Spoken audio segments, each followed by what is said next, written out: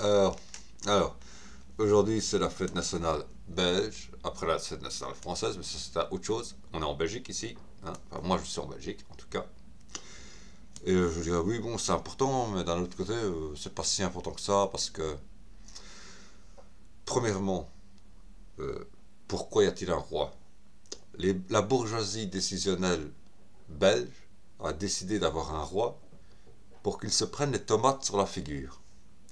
Et qu'à chaque fois que quelque chose ne va pas, on crie à la République, à la République, à la République. C'était ça le but du roi, prendre les tomates sur la figure, servir de paravent à la bourgeoisie décisionnelle, qui elle fait les lois. Mais depuis des années maintenant, et dernièrement, voilà, qui reçoit les menaces, les insultes, etc., c'est la bourgeoisie décisionnelle directement. On ne dit plus vive la République, on dit à mort Van Kinkenborn et Van Vandenbroek et tous les autres. Donc, le roi n'a plus d'utilité aux yeux de la bourgeoisie et il se peut très bien que cette fête nationale soit la dernière. Parce que si on observe bien les projections en termes de résultats d'élections pour les prochaines élections en 2024, bah, cette fête nationale pourrait être ou la dernière ou l'avant-dernière, en tout cas avant le prochain gouvernement. Bon, voilà. Mais enfin, peu importe, moi ce qui m'intéresse c'est pas ça. Ce qui m'intéresse c'est qu'on vit dans un pays, ça dépend des villes, mais et des communes. Mais il y a un certain vivre ensemble.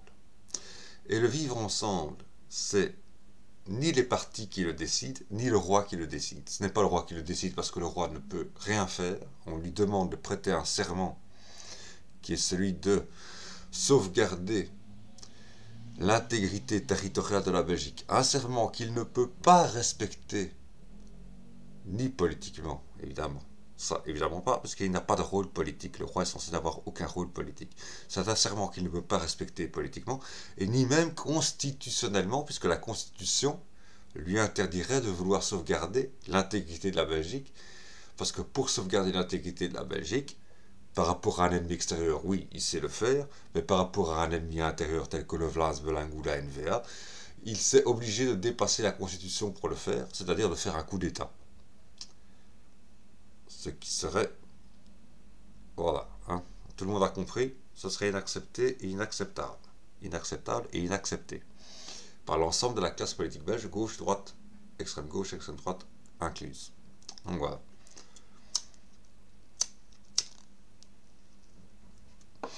Donc le roi est le seul homme politique, enfin le seul homme, c'est même pas un homme politique, c'est le seul représentant de la nation qui est totalement impuissant. Impuissant politiquement. Politiquement impuissant. On lui demande de prêter un serment qu'il n'est pas capable de faire respecter parce que la bourgeoisie décisionnelle ne lui donne pas la capacité de la respecter. Voilà. Bon. Mais pour parler du vivre ensemble, par exemple, parlons d'ici à Bruxelles, le MR arrive, la droite arrive, il n'y aura pas moins, ou même la NVA arrive, il n'y aura pas moins de vivre ensemble à Bruxelles qu'avec le PS. Avec le PS, il peut y avoir moins de vivre ensemble qu'avec le MR, par exemple. Parce que le vivre ensemble, c'est qui le décide? C'est la population elle-même. C'est les gens eux-mêmes qui le décident. Qui décident de respecter, de se respecter les uns les autres, de se parler aux uns aux autres. Et on l'a vu à tel point que dans des dictatures, des fascismes, qu'il ne faut pas confondre avec racisme, le fascisme ne se caractérise pas par le racisme, par exemple le franquisme en Espagne, c'était totalement antiraciste. Il n'y avait pas de racisme. Enfin, c'était pas antiraciste, mais c'était pas raciste. C'était pas une dictature raciste. Soyons clairs et honnêtes. Le franquisme n'était pas raciste à tel point que des tas de juifs sont allés se réfugier en Espagne, sous Franco, à l'époque où c'était la Seconde Guerre mondiale, partout en Europe. Et les aviateurs anglais, lorsqu'ils tombaient en France, pour rejoindre l'Angleterre, préféraient passer par l'Espagne, la France, donc ils étaient tombés en France, ils préféraient passer par l'Espagne, rejoindre l'Algérie, et de l'Algérie retourner en Angleterre. C'est pour dire que c'était moins risqué pour eux de passer par l'Espagne franquiste que d'aller au nord et passer les lignes nazies. Bah oui, évidemment. Donc, franquisme, racisme, non. la caractéristique du fascisme n'est pas le racisme, mais on dit c'est le racisme, pourquoi? Pour pas qu'on se pose des questions sur qu'est-ce que c'est que le fascisme. Parce que si on se posait la question qu'est-ce que c'est que le fascisme, arrive la question induite qui est qu'est-ce que c'est que la démocratie, et alors arrive la question dernière qui est vivons-nous réellement en démocratie? Eh oui, c'est bien ça la question. Voilà. C'est bien ça le danger finalement.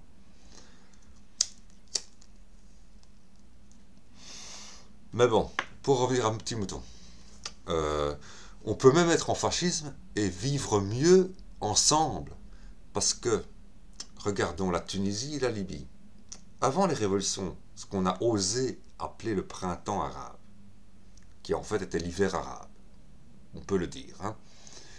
Eh bien en Tunisie, il y avait des juifs, des chrétiens, des musulmans et des athées, notons-le, des athées, qui tous vivaient en harmonie parfaite les uns avec les autres. Parce que soumis au même dictateur, ils avaient conscience de tous avoir finalement la même personne sur le dos, les mêmes autorités sur le dos. Et donc ça fusionnait le peuple ensemble. Le peuple était fusionné ensemble. Il y avait le vivre ensemble. Depuis que ça s'est écroulé et qu'on a une autre forme de dictature islamiste, puisque tout le monde est censé être musulman maintenant en Tunisie, eh bien, il n'y a plus ce vivre ensemble. Il y a le racisme qui s'installe, en pleine Tunisie, et en Libye aussi. On est raciste envers les Africains noirs. Et on rejette tout sur la faute du blanc. Faut le faire, c'est super. Ils sont devenus comme les blancs et ils le rejettent sur la faute, sur le dos des blancs. Écoute, excuse-moi. Non, mais voilà, non, mais. À tel point qu'on a vu des manifestations de femmes musulmanes voilées, donc des femmes musulmanes vraies, pures, aussi bien en Libye qu'en Tunisie, qui manifestaient contre le racisme tunisien et libyen. Donc ce phénomène de néo-racisme, de nouveau racisme qui est né en Tunisie et en Libye après les révolutions de ce qu'on a osé appeler le printemps arabe, entre guillemets, montre bien que le vivre ensemble, il y a des populations où le vivre ensemble ne peut être assuré que par le fascisme, disons-le clairement. Voilà, pour le dire clairement. Voilà, tout simplement. Hein. Tout simplement. Donc l'extrême droite n'empêche pas le vivre ensemble, la dictature n'empêche pas le vivre ensemble, mais peut la créer. Plus que la démocratie, et certainement plus que l'anarchie, que l'anarchisme, disons-le, où là c'est l'individualisme. C'est mon groupe, ou moi tout seul, contre tous les autres groupes, ou tous les autres individus quels qu'ils soient. C'est dommage. C'est dommage, c'est dommage, c'est dommage. Donc voilà, donc je dirais qu'en cette fête nationale, pensons vivre ensemble. Et souvenons-nous que ce n'est ni le roi ni les politiciens qui font le vivre ensemble, ce sont les individus eux-mêmes qui décident de vivre ensemble et de vivre en harmonie ensemble.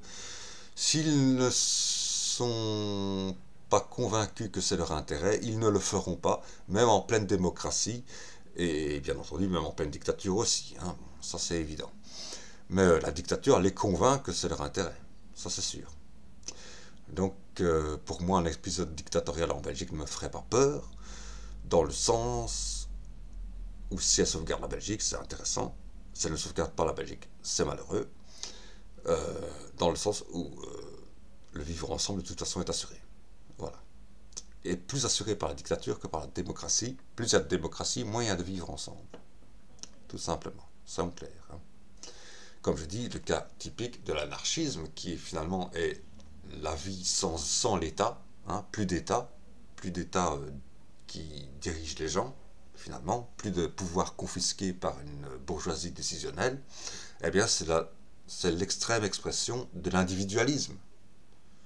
Ce que l'ultra-droite trumpiste ou Georges-Louis Bouchéiste, Georges-Louis Boucher, hein, Georges Ilou, c'est ce que cette droite, ultra-droite veut, finalement. Et c'est l'anarchisme libéral, ou le libertarisme, comme on peut l'appeler. Les libertariens ne sont pas très différents des libertaires, à ce niveau-là, disons. Voilà. Donc le vivre ensemble, c'est les gens qui le font, les gens eux-mêmes, quel que soit le parti qui soit au pouvoir, Ça peut très bien être PS et ne pas y avoir de vivre ensemble, tout comme il peut y avoir le MR et avoir et un vivre ensemble. Et y avoir un vivre ensemble. Donc voilà, c'est les gens eux-mêmes qui le font. C'est les gens eux-mêmes qui le décident. Et donc nous vivons dans un pays où dans certaines zones, les gens décident de vivre ensemble, alors que dans d'autres zones, ils décident de vivre séparément des autres. Voilà, tout simplement.